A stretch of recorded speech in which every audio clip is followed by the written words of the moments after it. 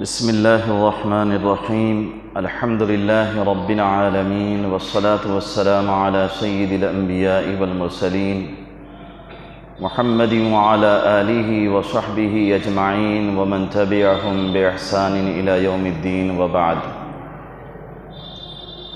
فقد قال الله تبارك وتعالى في كلامه المجيد والفرقان الحميد: اعوذ باللہ من الشیطان الرجیم بسم اللہ الرحمن الرحیم یا ایہا الذین آمنوا کتب علیکم الصیام کما کتب علی الذین من قبلکم لعلکم تتقون ایاما معدودات.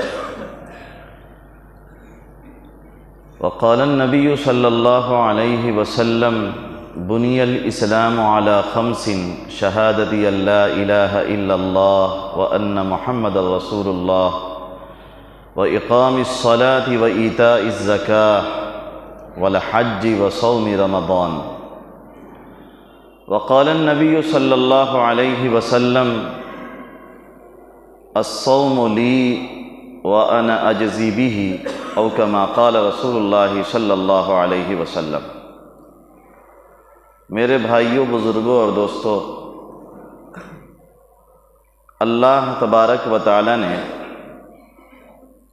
ہماری صلاح اور ہماری فلاح کے لیے کچھ خاص گھڑیاں رکھی ہیں، کچھ خاص راتیں اور کچھ خاص دن رکھے ہیں، جن کے ذریعے سے اللہ تبارک و تعالی بندوں کو اپنے بہت قریب کر لیتے ہیں، بندوں سے قریب آ جاتے ہیں، اور بندے بھی اللہ تبارک و تعالیٰ سے بہت قریب آ جاتے ہیں.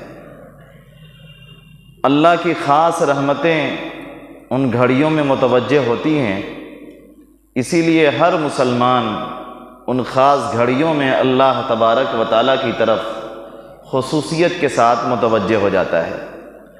رمضان کا یہ پورا مہینہ جو چند دنوں میں ہم پر سایہ فگن ہونے والا ہے، یہ پورا مہینہ ہی اللہ تبارک و تعالیٰ کی رحمتوں، بخششوں اور جہنم سے آزادیوں پر مشتمل ہے. اس پورے مہینے میں اللہ تبارک و تعالیٰ کی طرف سے خصوصی انعامات ہوتے ہیں. سن 2 ہجری کے اندر رمضان کے روزے فرض ہوئے. 2 ہجری میں مسلمانوں کا مدینہ طیبہ میں اقتدار قائم ہو چکا تھا.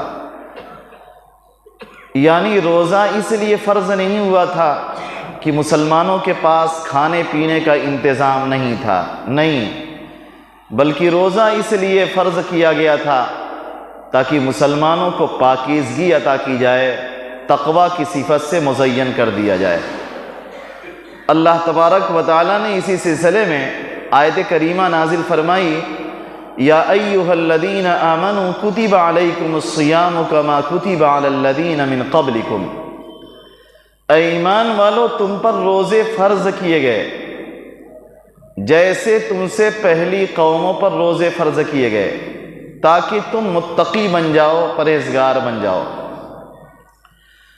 روزہ کی یہ فرضیت اللہ تبارک و تعالیٰ کی طرف سے ہے. اللہ تعالیٰ نے روزہ کو فرض کیا ہے، اور اس کی فرضیت کو اللہ تبارک و تعالیٰ نے قرآن کریم میں بیان کیا ہے. ہمارے لیے بس اتنا ہی کافی ہے کہ اللہ تعالیٰ کا یہ حکم ہے تو ہم کو پورا کرنا ہے. عقل کام کرے یا نہ کرے، سمجھ میں آئے نہ سمجھ میں آئے، لیکن مالک کا حکم ہے تو ہم کو بجا لانا ہے. ایک آقا ہے، اس نے اپنے غلام سے کوئی کام کرنے کے لیے کہا کہ تم یہ کام کر دو. اگر وہ غلام اپنے آقا سے یہ پوچھے کہ مالک، میرے آقا یہ کام میں کیوں کروں، تو آقا ناراض ہو جائے گا اور اس کو غلام کی گستاخی پر محمول کیا جائے گا. ہمارے لیے تو بس اتنا ہی کافی ہے. حضرت اسماعیل سے ابراہیم علیہ السلام نے کہا تھا کہ میں نے خواب دیکھا ہے کہ میں تجھے ذبح کر رہا ہوں. حضرت اسماعیل نے اپنے ابا سے نہیں پوچھا کہ ابا آپ مجھے ذبح کرنے کا کیوں ارادہ کر رہے ہیں، بلکہ دو ٹوک لفظوں میں کہتے ہیں یا ابتی فعل ما تؤمر، اے میرے والد، آپ کو جس بات کا حکم ہوا ہے اسے کر گزریے۔ اس سے ایک سبق ملا کہ بندگی یہی ہے کہ اللہ کا جو حکم جس حال میں آ جائے اس حکم کو اسی حال میں پورا کرنا، یہی بندگی ہے۔ اور اللہ تبارک و تعالیٰ بندے سے یہی چاہتے ہیں۔ اللہ تعالیٰ نے کہا 5 وقت کی نماز پڑھو تو پڑھنا ہے، کیوں پڑھوں؟ اگر کیوں کا سوال کیا تو یہ بندگی کے خلاف ہے۔ 1 مہینے کا لگاتار روزہ رکھنا ہے، اللہ تعالیٰ کا حکم ہے، ہمیں روزہ رکھنا ہے، سمجھ میں آئے جب بھی رکھنا ہے، نہ سمجھ میں آئے جب بھی رکھنا ہے۔ اللہ تبارک و تعالیٰ فرماتے ہیں کہ یہ روزہ صرف تم پر فرض نہیں ہوا، روزہ ایک عالمی عبادت ہے۔ پچھلی جو قومیں گزری ہیں، چاہے وہ نصارہ ہوں یا یہودی ہوں، عیسائی ہوں، ان سب پر اللہ تبارک و تعالیٰ نے رمضان کے روزے فرض کیے تھے۔ رمضان کا روزہ تم پر بھی فرض کیا گیا۔ جب کوئی سخت چیز بہت عام ہو جاتی ہے، ہر شخص اسی میں مبتلا ہے، ہر گھر میں فاقے ہو رہے ہیں، تو پھر اس فاقے کو برداشت کرنا آسان ہو جاتا ہے۔ اللہ تعالیٰ نے کہا کہ پچھلی قوموں پر بھی روزے فرض ہوئے تھے، اب ہمارے لیے دل میں ایک سکون ملا کہ روزہ کوئی ایسی عبادت نہیں ہے جس کو ہم صرف ادا کر رہے ہیں، بلکہ ہم سے پہلے بھی بہت سارے لوگ روزہ رکھ چکے ہیں۔ پھر اللہ تبارک و تعالیٰ نے مزید ایک فائدہ بھی بیان کیا، لعلکم تتقون، روزہ اس لیے فرض کیا گیا تاکہ تم متقی بن جاؤ، پرہیزگار بن جاؤ۔ تقویٰ کیا چیز ہے، اس کو سمجھنے کی ضرورت ہے۔ تقویٰ کی کئی تعریفیں احادیث کے اندر اور دوسری کتابوں میں بیان کی گئی ہیں۔ تقویٰ کی ایک تعریف تو یہ ہے ان یطاع فلا یعصی، کہ اللہ تبارک و تعالیٰ کی اطاعت کی جائے، اللہ کی ہر بات مانی جائے، اللہ کی نافرمانی نہ کی جائے۔ وَأَن يُذْكَرَ فَلَا يُنْسَى، اللہ تبارک و تعالیٰ کو یاد رکھا جائے، کبھی کسی حال میں اللہ کو بھولا نہ جائے۔ وَأَن يُشْكَرَ فَلَا يُكْفَرْ، ہر حال میں اللہ تعالیٰ کا شکر ادا کیا جائے، کسی حال میں اللہ کی ناشکری نہ کی جائے۔ یہ 3 صفات پیدا ہوتی ہیں تو انسان متقی بن جاتا ہے۔ حضرت ابو ہریرہ رضی اللہ عنہ سے پوچھا گیا تقویٰ کیا چیز ہے؟ ابو ہریرہ رضی اللہ عنہ نے فرمایا، کیا تم کبھی کسی ایسی وادی میں چلے ہو جہاں پر کانٹے بہت ہوں؟ فرمایا ہاں، ایسی وادی سے گزرا جہاں کانٹے بہت تھے۔ کہا تم کیسے گزرتے ہو؟ کہا کانٹے سے بچ بچ کر قدم رکھتا ہوں کہ کہیں کوئی کانٹا مجھے چبھ نہ جائے۔ ابو ہریرہ رضی اللہ عنہ فرماتے ہیں یہی تقویٰ ہے۔ عربی کا ایک بڑا مشہور شاعر ہے ابن المعتز، عباسی دور خلافت کا شاعر ہے، شعراء عباسیین میں اس کا شمار ہے۔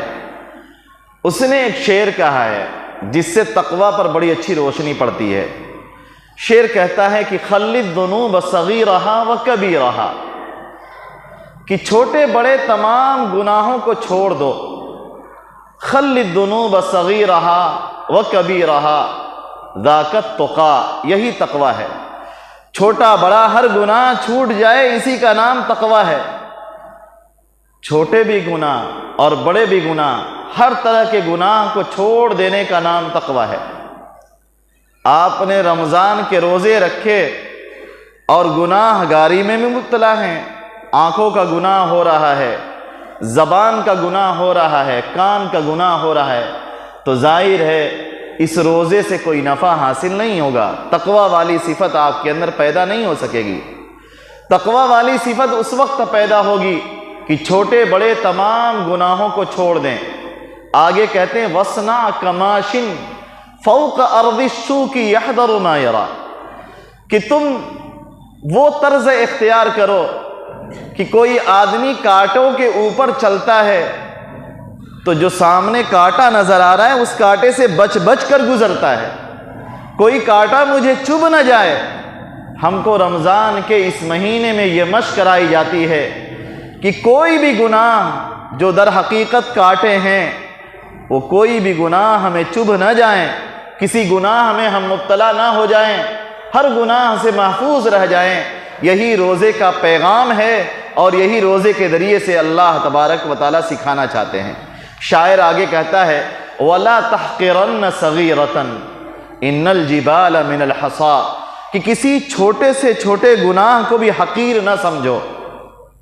پتہ چلتا ہے آدمی کبھی کہتا ہے چلو معمولی سا گناہ ہے، فرمایا نہیں، لا تحقرن صغیرۃ، ہرگز کسی چھوٹے سے گناہ کو بھی حقیر نہ جانو۔ ان الجبال من الحصا، سنو پہاڑ بھی کنکر سے مل کر ہی بنتے ہیں، جب بہت سارے کنکر اکٹھا ہوتے ہیں تو وہی پہاڑ بن جاتا ہے۔ اسی طرح چھوٹے چھوٹے گناہ جب بہت زیادہ ملتے ہیں وہی گناہ کبیرہ بن جاتے ہیں، اور جب انسان بکثرت گناہ کبیرہ کرتا ہے تو کفر و شرک میں مبتلا ہونے کا بھی اندیشہ رہتا ہے۔ اس لیے رمضان کے اس مہینے میں تقوی کی مشق کرائی جاتی ہے، انسان متقی ہو جائے، پرہیزگار ہو جائے۔ حدیث میں فرمایا گیا الصوم جنۃ ما لم یخرقها، کہ روزہ ڈھال ہے جب تک انسان اس کو پھاڑ نہ ڈالے۔ روزے کے ذریعے سے انسان جہنم کی آگ سے بچ جائے گا، اللہ تبارک و تعالیٰ اس کو جہنم کی آگ سے بچائیں گے، لیکن شرط ہے کہ روزے کو پھاڑ نہ ڈالا جائے۔ پھاڑنا کیسے ہوگا؟ کسی کی غیبت کر لی، کسی کی چغلی کر لی، کسی کے اوپر عیب زنی کر دی، کسی کو طعنہ دے دیا، کسی کو ستایا، کسی کو تکلیف پہنچائی، جھوٹ بولا، دغا کیا، یہ ساری چیزیں انسان کے روزوں کو پھاڑ دیتی ہیں۔ روزہ رکھا اللہ کی رضا کے لیے، شام کو بیٹھا افطار کرنے کے لیے، دسترخوان پر جو ناز و نعمت، بہت سارے انواع و اقسام کی نعمتیں دسترخوان پر چنی گئیں، وہ حلال مال سے نہیں ہیں، حرام مال سے ہیں، تو ظاہر ہے اس روزے کا کیا فائدہ ہوگا؟ روزہ رکھ کر بھی اگر حرام خوری سے نہ بچ سکا تو پھر اس روزے کا فائدہ کیا ہے؟ روزے سے یہ سکھایا جا رہا ہے مکمل اللہ کے بندے بن جاؤ، لعلکم تتقون ایاما معدودات۔ اللہ تعالیٰ فرما رہے ہیں میرے بندو، روزہ تمہیں ہمیشہ نہیں رکھنا ہے، بس چند دن رکھنا ہے۔ ایک مہینہ دیکھتے دیکھتے گزر جاتا ہے، معمولی، پتہ بھی نہیں چلتا ہے، احساس بھی نہیں ہوتا، ایک مہینہ ختم ہو جاتا ہے۔ ابھی رمضان کا چاند نظر آیا اور دیکھتے دیکھتے مہینہ ختم ہو گیا۔ ہم نے تراویح میں قرآن بھی سن لیا، رمضان کے 30 روزے بھی مکمل ہو گئے اور کوئی احساس بھی نہیں ہوا، روح مجلہ ہو گئی، مزکہ ہو گئی۔ اللہ تبارک و تعالیٰ ان روزوں کے ذریعے سے بندوں کو بہت زیادہ نوازتے ہیں۔ فرمایا جناب نبی کریم صلی اللہ علیہ وسلم نے کہ من صام رمضان ایمانا واحتسابا غفر له ما تقدم من ذنبه، اگر کوئی آدمی رمضان کے روزے رکھے ایمان کی حالت میں، ثواب حاصل کرنے کی نیت سے، اس کے پچھلے سارے گناہ معاف ہو جائیں گے۔ جتنے چھوٹے چھوٹے صغیرہ گناہ ہیں سب کی سب معاف ہو جائیں گے، اور توبہ کر لے تو کبیرہ گناہ بھی معاف ہو جائے گا۔ روزے کا ایک فائدہ یہ ہے کہ انسان گناہوں سے پاک ہو جاتا ہے۔